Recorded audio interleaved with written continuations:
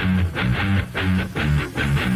welcome in, come meet my Bristol bro. Anything from this to that, my Bristol bro. So nice to introduce my Bristol bro. Anyone from him to her, my Bristol bro. Work with these hands, you see this hard form. Say with your chest, my pen is hardcore. Living at my desk, feel like a star-lord. And it shows how much we give it all for. Now it's time to give them all an encore. Till it's back to the drawboard. Welcome, welcome in, come meet my Bristol bro. Anything from this to that, my Bristol bro. So nice to introduce my Bristol bro. Anyone from him to her, my Bristol bro.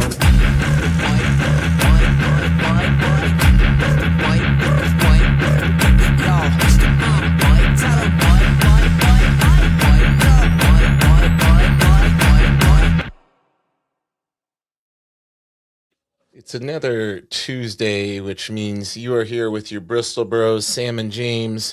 It means that Sam survived the end of the song one more time. The bird noises, There must be a god. the what. He's ready to go. It's Richard Corbin. We've already established this. Sam, you're looking very tropical today. Yeah, I actually dropped off the last of the packages from the Kickstarter earlier today, and the Nice.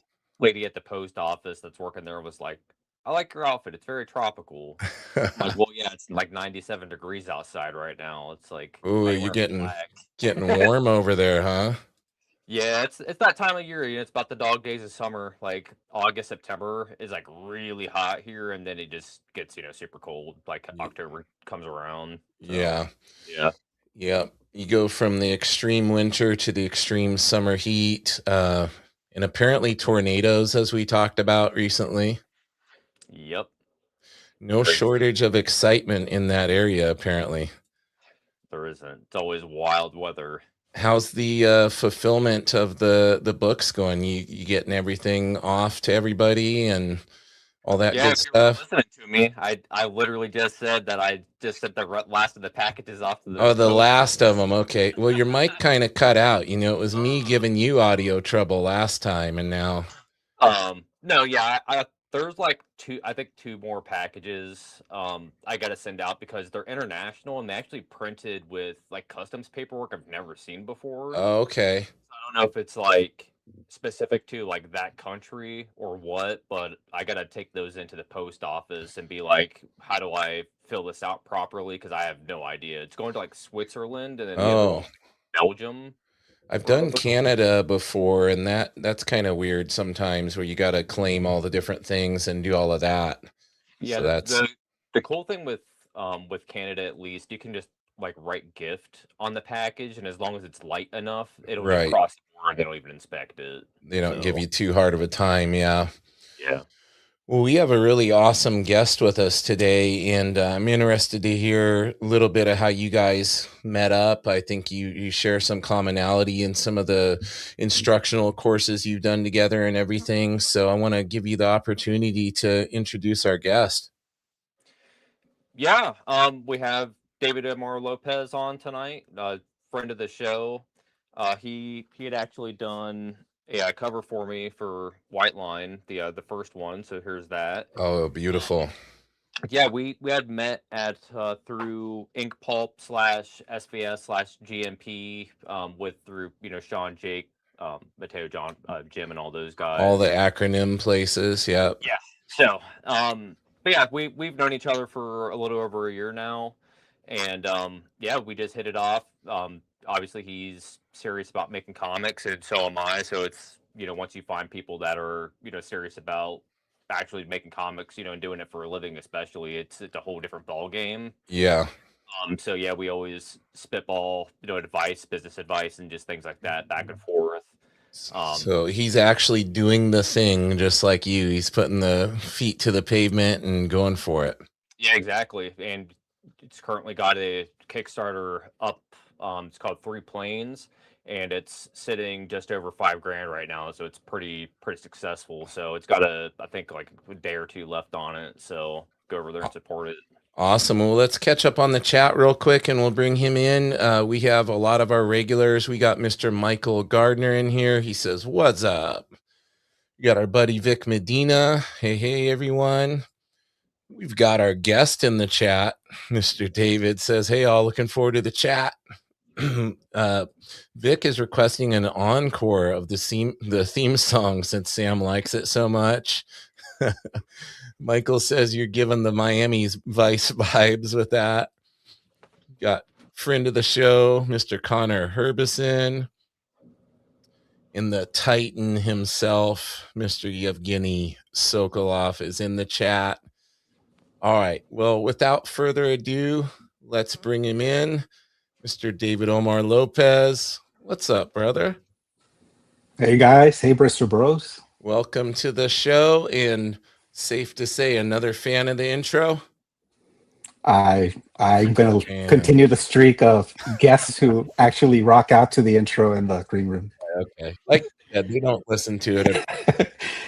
Yeah, you guys listen to it a lot, so I understand that earworm situation. Yeah, it can be. Yeah. I think Sam wakes up in a cold sweat. I do. The last part where it goes, what does it say? Boy. Boy. Yeah, boy. It's like, oh no. It's literally like what the CIA hands their agents to torture people in chambers with that song. Assorted bird noises, boy. Yep, he wakes up to that.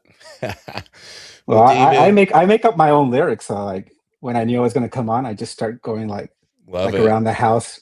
Like my son, I'm like, hey, what's up, my Bristol bro? He don't know what's going on. So that's awesome, man. Well, fill me in a little bit on how you and Sam got acquainted.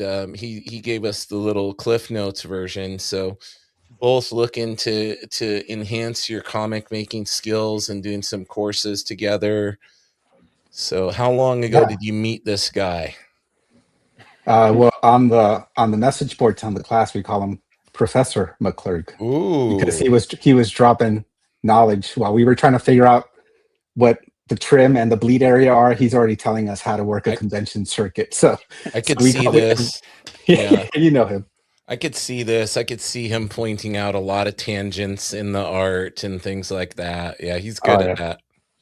Yeah, so the acronym it's GM Pro, but it's short for Graphic Novel Pro, and it's part of the School of Visual. I don't know the whole thing. It's SVS. I'm blanking, but the school is led by Jake Parker, who's like a pretty big guy in just in art in general with books and graphic novels. But he has a very large following, and I just followed him for the last 10 years off and on.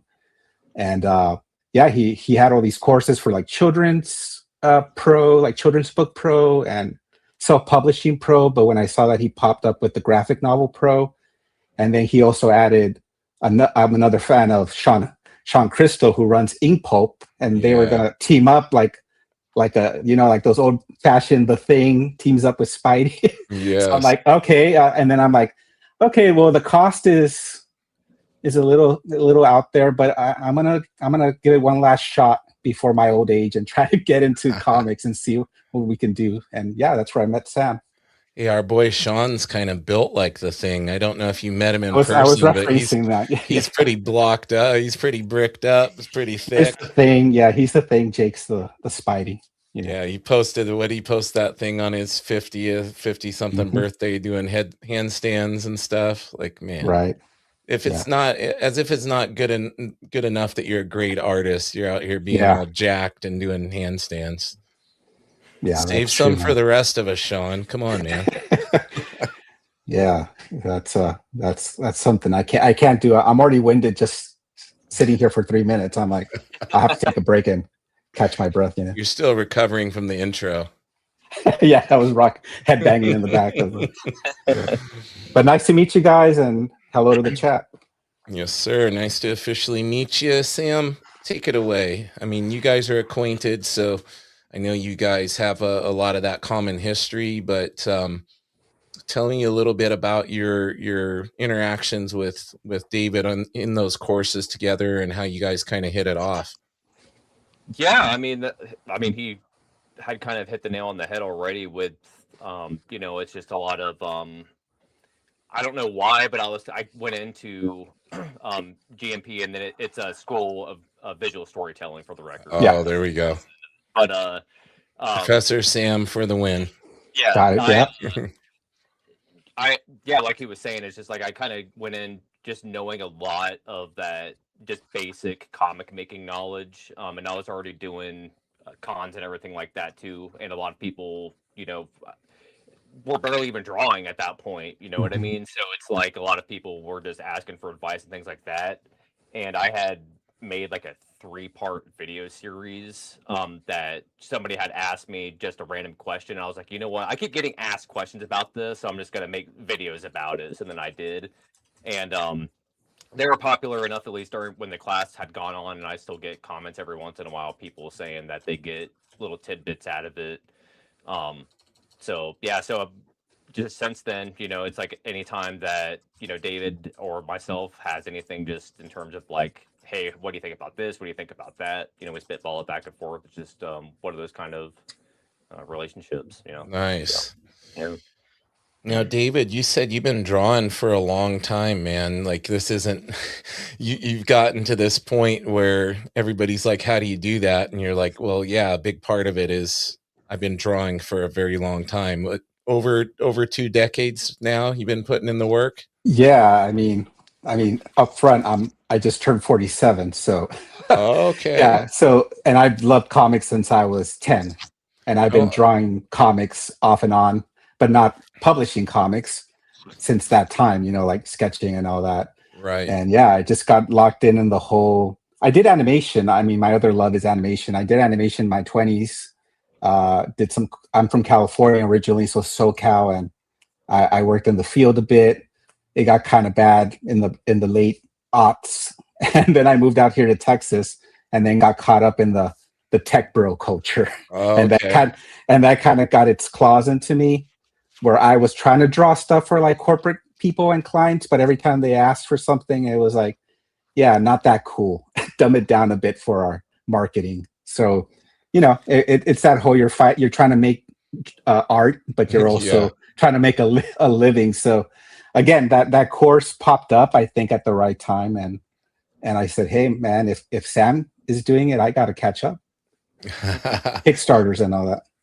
Well, Sam has kind of laid the groundwork on this whole Kickstarter thing. I feel like Sam needs to create his own how to run a successful Kickstarter campaign, because I see a lot of people out there trying to do it, and they're making a lot of the rookie mistakes that seems like they should be a no-brainer, like have the project at least very close to being done, if not done, Mhm. before you start it up and all of that. But yeah, Sam, that might be something. I know you're busy, but add that to the plate, buddy. I would I buy don't it. We'll see. We'll see. Well, we learned that from, let's give credit to Mr. Jake Parker. He's like, if you run a Kickstarter, please do not try to do the drawings while you're running the Kickstarter, because you will hit your head against your desk marketing and trying to finish a book. So I got close. We're in page 19 or so, and I'm almost done. But I think Sam actually sticks to that, and he finishes like his 20-something page book maybe right before he launches, or the first week of launch. Well, You can I'll tell correct you. me, Sam. I'll tell you this. He's already working on the second or third one, while the first one is getting ready to launch on Kickstarter, because it's already done, and he's already on to like halfway through the third one that he's going to do a year from now. Well, I was just gonna forget talking about Three Planes and talk about Pizza Posse, because Yeah. Sam's dropping those teasers, and I'm like, what's going on here with pizza? You caught my attention. He's getting us with this vagueness of it. Yeah. Any exclusive you can drop on the show, Sam? Any, or it's just pizza? It's a work in progress. You did tell me something that I thought was a cool kind of comparison. I don't know if you want to say, as far as the pizza guy, that he's kind of our narrator almost. Oh yeah, so the pizza maker is like a character that the three of us kind of co-created, I guess. And he's down at the very bottom of that Kickstarter page that we spun up yesterday, and he's kind of like our crypt keeper sort of character. So he's going to be, introducing the stories, closing them out, and all that kind of stuff. So he's kind of like a play of the Undertaker and like an evil chef, I guess. So yeah. Now, let's see if we can pull a little more out of here. Are these going to be like horror style stories since you mentioned Crypt Keeper, or are they just going to be, because I know you, Zoe, and Connor are all contributing to it. So yeah. I mean, I think that they all have horror elements to them, but I wouldn't straight up call them like horror comics. Okay. So, you know what I mean? So like they're definitely like our own individual voices, but they have overlying themes and whatnot. So Okay, Connor's letting some stuff slip in here. He says he has lore, maybe in volume 2. Is that Zoe from GM Pro also? no. We had a Zoe in there. Oh, okay. Oh, we had a Zoe in there too. Different Zoe, yeah. She's super active in Ink Pulp. So if you've Okay. so she did a portfolio review with them, and I think she was the second one. Brandon Paul was the first one, and she did the second one. So very early on. Yeah. Yeah, I probably saw that. I'm part of the Patreon there, so that's cool. Yeah, What does Mattel call us? Mattel calls us the bots. And this all came, and we'll get back to David. Like, we'll get back to our guest and all I'll that. let you guys. But yeah. this all spun out of them, getting together, awesome. Hanging out at a pizza joint, and thus was born the future idea for this book and the Kickstarter and everything. So, but that's what happens. I mean, with comics, it's just, you run into people and you never know what's going to happen. I mean, people just love comics and they want to keep creating them. So that's awesome. You found kind of your people there, Sam. For sure. Yeah, certainly. And with that being said, I'm kind of curious how you came about with like the relationship with the writer that you're working with on the campaign. Yeah, John Dudley. Not sure if he's in the chat, but he said he'll try to tune in. Yeah, I mean, it pretty much just, he saw my art on Instagram, and he kind of sticks to Substack. You know how these social media are. Like some people do Instagram, some do TikTok, but he's a Substack guy.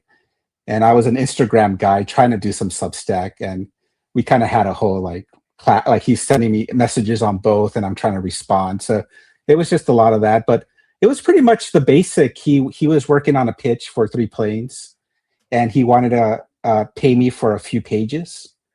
But the way the problem with me is that when you tell me, like, you give me a script or just the outline of a script, and he's like, hey, let's do 3 or 4 pages. And I'm like, you know what? This sequence needs to be extended. This beat needs to do this. This splash page needs to be spread out into a DPS, which we call a double page splash. And at a certain point, he's like, okay, now it's kind of getting to a point where we're actually doing the book, and maybe we should start doing it on our own. And actually, instead of a pitch packet, let's actually just make an issue 1 and like get together. And then we did the whole, like, Sam taught me. I always ask Sam, like, hey man, I met this guy. What do you think? And it's like, he's like, yeah, man, get the IP agreement, get everything settled, then start drawing. Don't just start drawing and giving all the pages away. So I had to do the whole paperwork, because I mean, that's just the business of comics that you don't want to deal with. But I put the little partnership thing, collaboration, and 3 Planes became a co-op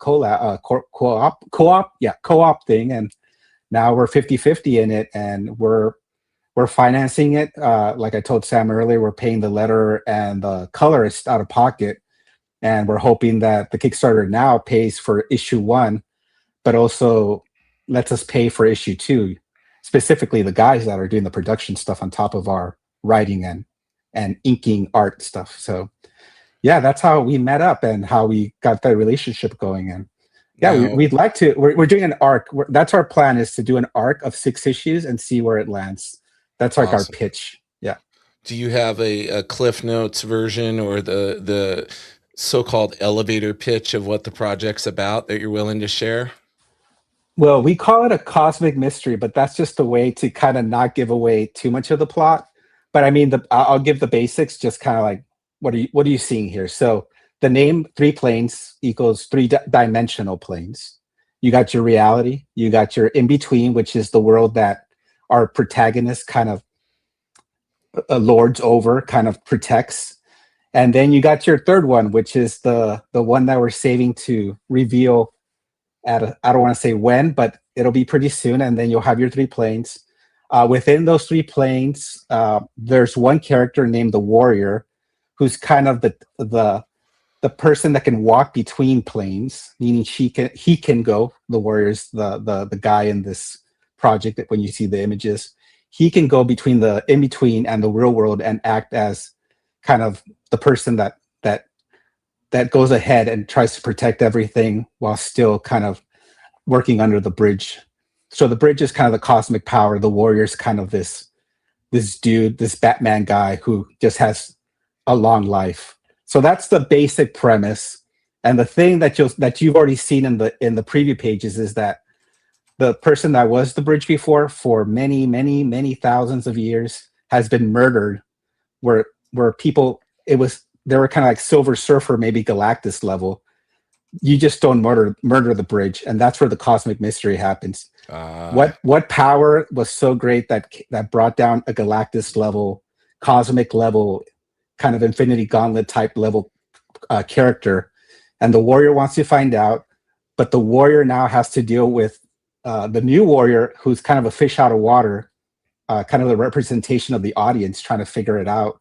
A little loopy, not sure what's happening, but within that person, there's power that needs to come out to save the three planes. So that's a long-winded pitch, but I wanted to make it very clear what's it about. I love it, man. Very cool. You've already got me hooked. Oh, thank you. Yeah. I like how we need everybody on the train, on the three planes. You save some stuff though. You're like, and that'll be revealed at some point. Yeah, we're revealing a lot because we're building a foundation, but we also want the audience to actually get the book and read it and actually have some wow moments. So we don't want to give everything away. Yeah. Yeah. I actually I did pull up the Kickstarter on a screen share. If you want to bring that up, Sam, and then that way people can kind of see the preview and stuff. Boom. Yeah, so we can go through this. Mm-hmm. And looks like you guys made your goal beyond the goal. That's awesome. Yeah, we're trying to get just printing money, just to fulfill and print and get extra copies to sell around. We call it Johnny Apple, being a Johnny Appleseed. You take your book across the Jeff Smith bone strategy, just walk around stores and sell your book to them, Yeah. I want to scroll down here because we got a lot of look at all these these we've crossed off. Yeah, we've hit some nice goals there. And we actually get to the book down here. That's the cover. Yeah, beautiful. Who are some of your artistic influence? Who are some of your influences? Well, I mean, my influences are the image guys are my Beatles. I always say that. Yeah. No matter how they drew or what they did or when they missed deadlines, they changed the comic book spectrum, especially for a 10-year-old. And I think, James, you've talked about that with working with McFarlane at his shop and all that. But yeah, those guys are my Beatles. But my foundation is just the old dudes, which I don't like to say old dudes because they're pretty much they're timeless. Mm-hmm. We got Alec Toff, we got Neil Adams, we got John Byrne. I would say John Byrne's my top guy. I love the cartoony guys like Art Adams, John Byrne, Mignola, because they kind of brought cartooning, which I was a big animation fan. This is and I just loved it. Neil Adams face here. Yeah, you know what? I wasn't even thinking about that, and somebody brought that up in the comments, and I'm like, all right, don't get a big head. Just keep drawing the book. It's how you did the lighting and everything on it. Very awesome. Neil Adams-esque. Yeah. I was just looking at his artist edition the other night. Yeah. And this must be the character you were talking about. Yeah, the Warrior gets his big shot here. Yeah. So he's just trying to find this bridge person who took over his boss's role. So that's his new job. Get her ready. There's a battle coming. and there's the death of the old bridge. That's a double page spread. John set it up so you could see the detail. He split it up, but yeah, that was supposed to be. I talk about it on. We'll talk about my podcast with some friends, but I talk about process, and that was one where it was just do 2 panels, one where he dies, and one where she becomes the bridge, and I'm like, okay, and I'm like, and then it turned into this. This is kind of what I do. It's like I take it a little bit farther than probably anybody would have been happy with. You said I got to go to my image, my Beatles. I got to go to my image roots for this double pager here. Yeah, I go through the albums and take out some tracks. Yeah, I can't stop. I mean, if you're gonna make comics, man. Put everything you have in there. If it's hard, it's only hard when you don't do it. After you're done with it, you're like, all right, got that done. Next. Yeah, you got quite the extensive preview on here, which is awesome. Yeah. It's we did 8 pages pretty much early on. I mean, that was we were just working through it. It was so awesome. And then we've been working on it since April. We started doing like 16, 15, and now we're like at 19. And we're trying to land the ending. That's where the collaboration goes. Okay, I got my Russ and he's got his notes. And we're trying to get that ending to land really awesome for everybody. Oh, so you're gonna have this is what I'm a sucker for, these deluxe editions. You're gonna have yeah, I was gonna tell you that because I'm a process junkie, so you're gonna have a section for us in this deluxe edition. So those the purple stuff, I was telling Sam that I started working with John just like up to like the holidays. I was working on this stuff during kind of the end of, I think I turned 47 when I was working on this stuff. So this was kind of like my birthday. Somebody's like, hey, here's some cash, make me a pitch pages. And I'm like, awesome. So I worked on these designs over the holiday break. And yeah, that was for the bridge. That's some of the bridge designs early on. And then here you can see that, yeah, he said do it on 1 page, but I was like, yeah, I can't do it on 1 page. You got to, that's the death and the birth of the bridge. So you got to make that a double pager. And what's your process like? Are you doing this digitally and then printing it out and finishing traditionally, or are you 100% digital? And mostly everything I have here is just ink pens. Yeah. And yeah, I love process and all that, but speed is also an issue right now. Just trying to get your stuff out there. So for your process, are you handling just the pencils, or are you penciling and inking your stuff as well? I'm doing some pretty rough drawings, and you'll see this once the deluxe comes out and you pick it up, James. Yeah. But I do pretty bad roughs, like circle kind of stuff my kid would do. He's an 8-year-old. And then instead of penciling, I kind of use inks as pencils because it's Clip Studio, so you can pretty much erase anything. So it's like the pencil is digital, the ink is digital. This is the page right here. Nice. That is ink. Yeah. I will get my address over to you as soon as we go off air, so you know where to ship that, and we'll be good to go. And I that's kind of like my Predator trophy. I don't think I can give it up at this point, because what I'm trying to do is, I was going to say the argument is that I'm going to try to do maybe like Sam said, the cover or a splash or a nice. I'll try to put some physical stuff in there, some analog stuff, but yeah, it's going to be digital for a while until this thing picks up some steam, and I can kind of not do day job stuff and work on the book itself. But I wanted to show you the paper I use, which is Sean and Mateo approved Strathmore 500 Bristol 500. Damn. What did Jim? I think Jim called it on Ink Pulp Live the bougie blank. Yeah. So that's what I used. I'm like, if I'm gonna do it for 1 page, I gotta order the $5 a sheet. Best of the best. Yeah, so that's what I'm doing now. The Rolls Royce, paper, man. The Rolls Royce of Bristol. Yeah. So I'll have that page when I hit conventions. You can see it, but yeah, I'll fight you if you try to get it from me. Sorry, Sam. I know, Sam. When the guest comes in, he's like, "How much you want for that?" Sam, I can take him. Yeah, I think. Yeah, actually, that's a false threat. I think both of you can take me out. I get winded as I tell you. Yeah, but I wanted to say that for Bristol Bros when I was talking to Sam about doing the show. Oh, that's an honor, man. Thank you for saving that for us. That's so cool. And I got to use my cheesy breaking news thing for like the second time. So yeah, perfect setup, man. And that's actually if we go back to the Kickstarter, one of the kind of pie in the sky 7,000 goal would be that page printed up as a little print. So Oh, okay. maybe we get there, but if we don't, I would love it, but we never know. 48 hours, right? We'll see what happens. We got is that how much is left on the campaign now? Yeah, it's about 48 and change. And I think Sam and I spoke that's kind of hopefully kind of the same energy as the first couple of days. We'll see. Yeah, usually that last 48 is when you get all your last minute folks, people making sure that their paycheck clears and all of that. And yeah, they come in and back at last minute. So I bet you guys will see a bit of a surge now.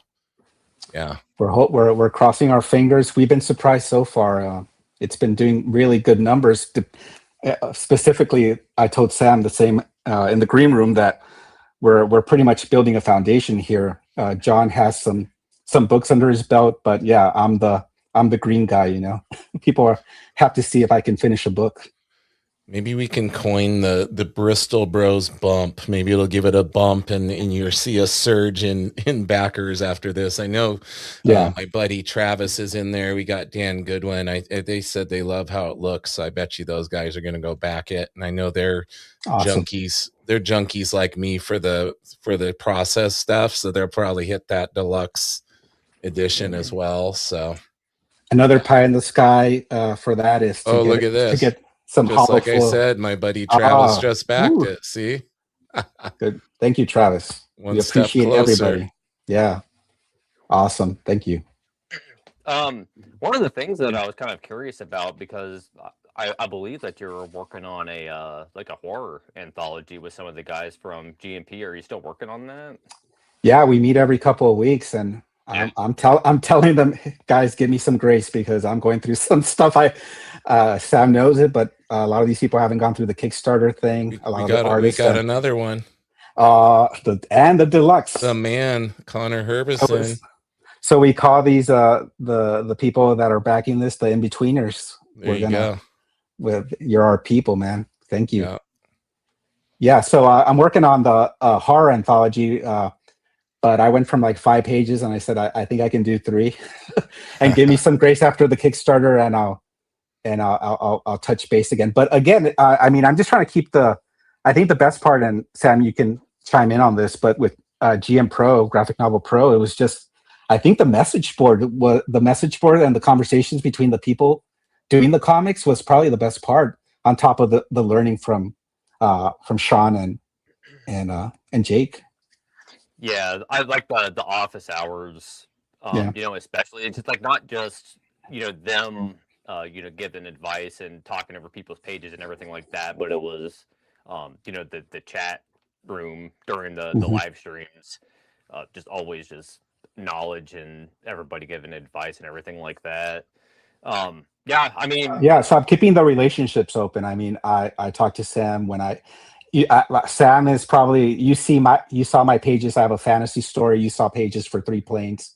I just send stuff out to him whenever I'm working on stuff, and he says, keep on doing it, man. You kind of, as an artist, you just need somebody to kind of go, hey, looks great, keep doing it. And I want to keep it. Yeah, the networking stuff. Comics are tough. It's a lonely business. You're just stuck down there at 3 a.m, and being able to talk to people that are in the same boat and getting stuff out there really pumps you up and keeps you going on those Saturdays. We got another one, David. Whoa, awesome. Hey, a fellow, what is it called? Bot from the Ink Pulp, I think from the Ink Pulp crew. I recognize the name. Yeah.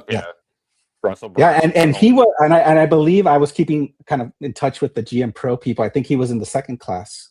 Hopefully he enjoyed it as much as we did. He was, and he also did a cover for me for awesome. One.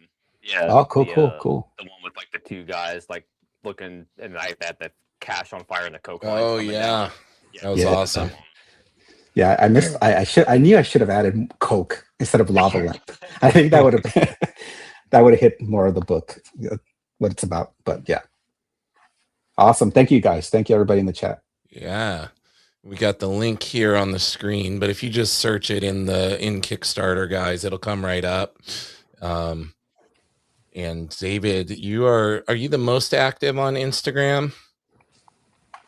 As far as Just people keeping track of what you're doing and, publicizing stuff and getting the info out there. yeah, Instagram's like my number one, just because that's where I have buddies there, people from GM Pro. Sam's on there now after somebody convinced him to get on there after a year or so. Somebody, yeah, Was that you, James? somebody did, yeah. Yeah. So that's kind of where my people are. But I'm trying to do Substack because, again, Jake Parker, SVS, he's like, hey man, you got to have a newsletter because these social media places are going to collapse sooner or later, and nobody gets rid of their email after 10 years. They'll still get your email with your project. So Substack works in that way, where it's kind of a social media kind of blogger newsletter thing. People can subscribe to you, and then they get an email from Substack with kind of your newsletter thing, and you can import your other newsletter subscribers. So I'm working on Substack, but Instagram's my main thing. Yeah. Very cool. And you got Travis went in big. He did the collector's package and an add-on. He got Big Shoulders, which is John Dudley's last book. That's a good one. Nice. Great stuff. Everybody's supporting again. For sure. We talked a little bit about your influences and everything. Is there anybody that you're currently looking at that really gets the creative juices flowing? I mean, whenever I talk to an artist, it's like there's no shortage of people's work we're getting exposed to these days. Like, it's almost overwhelming. Like, especially if you're on Instagram, you're seeing somebody new every day that you didn't know existed, and their work's phenomenal. And that's exactly what's happening now, because when you go on Instagram, it's just like a deluge of like great art. It's like sometimes I stay away from it just so I don't get distracted by how awesome some of these people are, and I'm still trying to figure it out. You know what? I'm blanking. I'm like, everything's kind of old school right now, and I know after the show I'm going to be going like, why didn't I say that? I mean, let's call out the greatest people right now. Daniel Warren Johnson, man. I mean, everybody's going to agree with me. I mean, he's just doing it. He's working with the top two, and he's doing his own thing, and he doesn't care what people say. He just does his stories. He teaches you how to do it. I mean, you look at his lives on Friday. I mean, he's just as good as Jake and Sean at teaching. I think he was a teacher for high school art classes. Yeah, he was. And he just has that way of saying, hey, I'm doing this, and this is how I do it. And he's just doing it in conversation type talk. And I look up to him. His art is amazing, but I look up to him more as just like a guru and kind of the person teaching the people down here how to get up there. So that's a big one. Yeah, DWJ, he's usually one that somebody brings up when you ask that question. They call him the GOAT, I think. I think he's so fearless in how he approaches his work that it's kind of freeing to see. Like, he just goes for it. Like, I remember watching him like paint over a truck, a perfectly great drawing of a truck he did on one of his pages like 3 different times, and it's not right. He's like that was Absolute Batman Annual, which he won an Eisner for. Yes, he did. So that frustration with that truck, we saw it in real time. I think maybe I saw it in the like the recording, but yeah, just seeing him hit walls and punch things, I'm like, even the greatest feel down sometimes, so that's what I'm talking about. He's not filtering out like, here's the art, how I did it, magic. He's showing you the blood and guts of it, so that's cool for sure. Yeah. One of the things though is your podcast, or that you do. Did you want to tell everybody about that? 3 Guys Making Comics. Yeah, again, that's just another pocket of GM Pro alumni. Just trying to keep in touch. So my buddy Lech Kaminsky and Alberto Torgusi, I always mess it up. They're Italian, Alberto, and Polish, Lech. They were in our class too, and they were people that I just became friendly. And before this, we were like, and I'll preface this by saying that another lesson I learned in GM Pro, maybe a little too late, because maybe I would have bounced out earlier, was that Sean and Jake pretty much said, hey, last minute thing before we end this class. You got to be on Instagram and YouTube doing videos or whatever. I'm like, what? You mean I can't just stay in my dungeon and draw all night and then just put it out there and people will just go like, hey, we love your art? No. So they taught us that, hey, you got to just be out there. You got to be hustling. You got to be talking to people. They got to get to know who you are, because when you go to cons, it's just like Instagram. There's hundreds of awesome people with awesome stories, awesome projects. And to bring people to your table, they just kind of have to know who you are and kind of be friendly with you, your persona on video. So because of that, the guys, we just started talking with each other, on video, because they're in Europe and I'm here in the USA. And that turned into the podcast we do now, where we kind of talk a little like with your green room. And then we just do a live recording and put it out there. And we do that every Saturday. And it's about the consistency and about the fact that we're talking to each other, but also the audience about process. But we're also telling each other, what did you do this week? And how did you feel this week?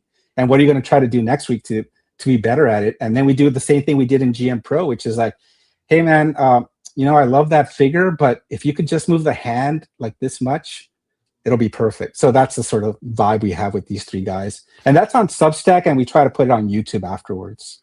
That's really cool, because that's basically how Ink Pulp started too. Mm-hmm. It was just those guys wanting to, get to see each other on the regular, and they're like, oh, well, maybe we should just record this and put it out, Yeah, and I think people can catch on when that's fake, when the people that are doing it don't really, either they don't get along and they just do it because they've been doing it for so long. Or I think people can pick up on, like you, James and Sam, they're buddies. Faking it. Oh, wait. Oh, no, they're not breaking up yet. They're close, but not yet. No, when I put you guys on, I'm on my drawing table and you guys are just talking, and I can sense that you guys got a vibe going on. And yeah, I'm just looking for people that have the same vibe and to keep me working on this stuff, because like I said, comics are, I won't curse, but they're tough, man.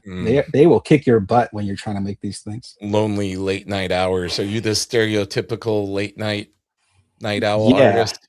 Yeah, I have a day job and an 8-year-old, so there you go. Have no choice. Either early morning, 4 a.m. to get those deadlines out, or late nights. Well, sometimes Sam will be texting me at 1 a.m. my time, which is like 3 a.m. his time. So I think we're both up drawing. He'll send me a picture of a page and I'll send him back, I'm working on a page too.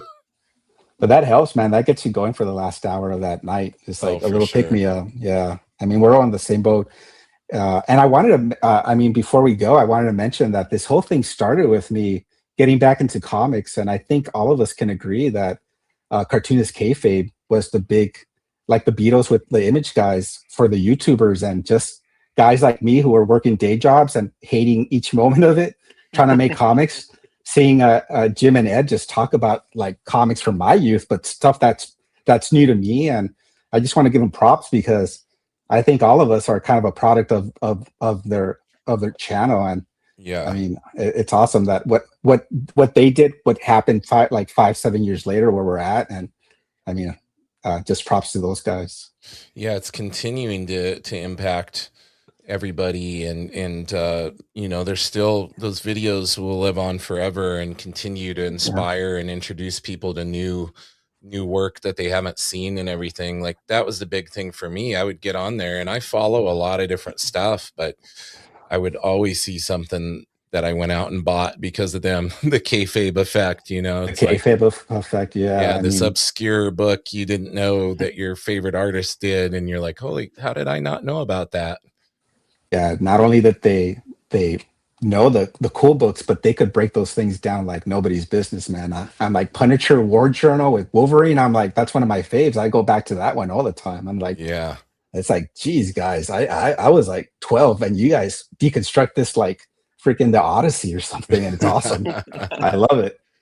Yeah. So yeah, those guys got me back into and my kid started reading Dogman and all that, and I'm like, you know what? Comics are kind of thriving right now. People love them, and kids are starting to read not superhero stuff, but they're reading balloons and panels again. And I'm like, I want to do this. And that's what's been happening the last few years. Yeah.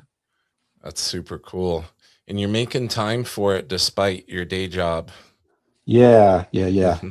It's tough. You know, I had a guest on. I recorded an episode today with Colin Griffin. He's a Irish artist, comic artist, and he's a film director and writer.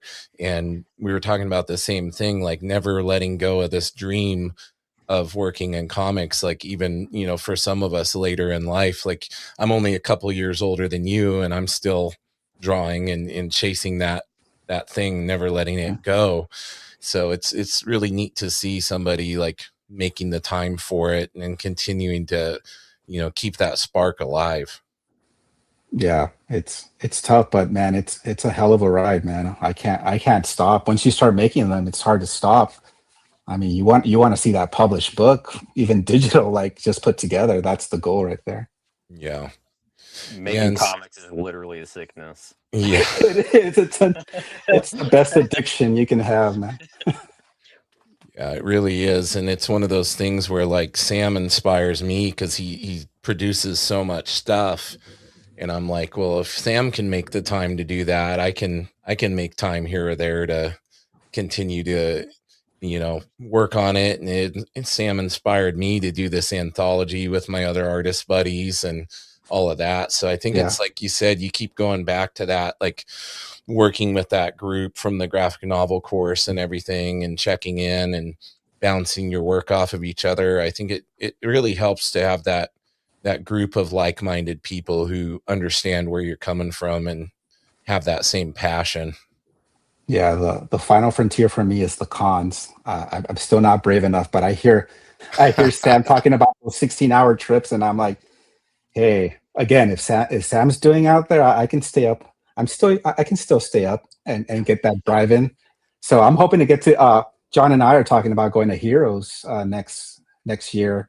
He's got a buddy out there, and we're going to see what we can do to get 3 planes out there and probably be promoting either issue 2 or maybe issue 3, depending on how fast we get these things up.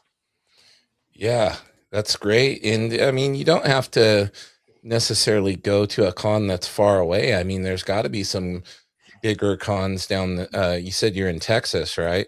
Yeah, I'm in Austin. So yeah, we do have Austin. I mean, it's a pretty big city. We got Austin, San Antonio, and all that. But I'm just a big fan of those NYCC, Heroes, SDCC. Those are like the meccas of cons. But yeah, I'm willing to kind of do, like I said, Johnny Appleseed issue 1 throughout Texas. John's in Chicago. He's kind of taking the East Coast. We're separating the country into how we can get 3 planes across the U.S. and the world. Take over. Yeah, it sounds like this book is planned out quite a ways if this Kickstarter's successful and everything. You seem to have the passion for it and have a lot of ideas. Like, how much creative input are you having on the project? I'm assuming you're doing like all the character designs and all of that and the world building. Yeah, we're doing. I call it. I mean, everybody knows it. It's the Marvel Comics method, which is the outline. This is kind of the big picture, the umbrella of everything, and then as the artist, you kind of take that, and we all know when we draw the comic, the page speaks to us. What's in the outline needs to be expanded. You need an extra beat for here, an extra page for there, and then in the end, you pretty much kind of you wrote the book in pictures, and then John has his outline. He knows what the story is. He knows that I added beats, and then he'll do the dialogue passes on it with my input on it. It's like I would just put my head down as he's talking and kind of picture it in my head, the rhythm of the words, and I'll go, all right, stop right there. That panel, that word balloon needs to either be moved or we've done it in the first page where he's like, what about this word balloon here? And I'm like, you know what? I don't want to give away any endings, but let's move that over to the end. I think that'll work better. So and I think Absolute Batman, I've heard Nick Dragotta talk about the same thing he's doing with Snyder, which Snyder's kind of giving him free reign to do awesome stuff. And then they're working together to get that dialogue tight. Yeah, they actually live not too far apart, so they get together every couple of months and hang out in person and go over the plan for the next however many issues and everything. Yeah, that's pretty much what we do. And we meet consistency. We meet every week on Monday nights, and we do our /marketing/ actually do a comic talk. Like we try to do more comic, less marketing talk. So that's Right. our consistent meeting.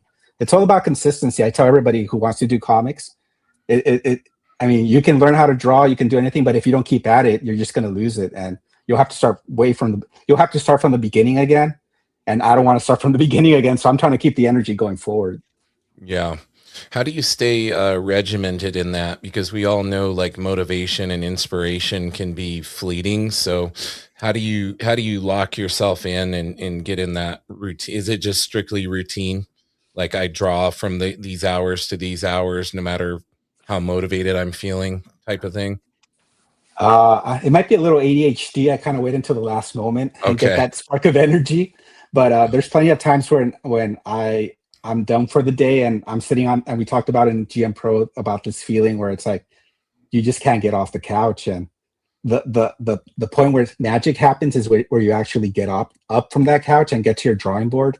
Because once you get into the groove of it, even if it's 2 a.m. and you know you need to be asleep and your body's telling you you need to be asleep, but when you're making the comics, like making the donuts, somebody has to make the donuts early in the morning, right? Being an Yeah, 80s kid. So for the sure. motivation is making the comic and seeing something that I thought was impossible to draw, or impossible to, oh, here's my outline. It takes place in this building. And you're like, you mean I have to draw this building? And you're like so scared. And when you get it done, you're like, that's the stuff, man. That's what keeps you going. You drew that factory and all the machinery in it, and it's done. On to the next. That's awesome. Yeah. Very cool. Sam, what else do you got for David before we let him go tonight? We got about 6 minutes left here. We can keep on going all night, guys. I have nothing else to do except draw. Sam comics. doesn't sleep. I don't sleep. I know. Yeah. You guys have your hour. It's cool. Yeah, it's like almost 10 o'clock and I'm sitting here pounding coffee. Like, I got the same thing. I'm in my AC/DC cup. oh yeah. There you go. Nice. Some coffee keeps you going.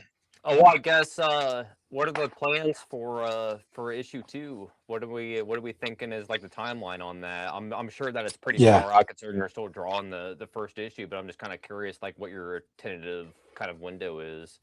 Yeah, timeline is to kind of hit the Kickstarter circuit again in early January, like 20.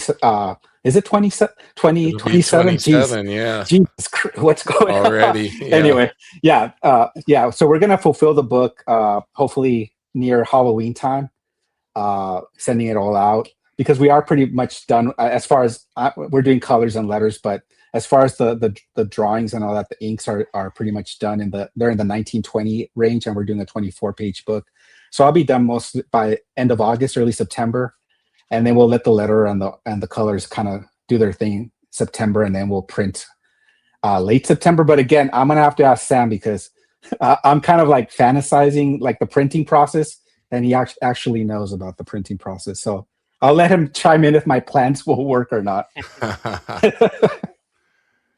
That's awesome. I mean, I think printing. It's like honestly, it's like 2 to 4 weeks, depending on how much you're getting printed, and then it's about like 2 weeks or so worth of shipping. Usually I get about 150 to 300 books in every print run, and they usually come in 4 to 5 decent sized boxes, and they're probably like 10 pounds a piece. Oh wow.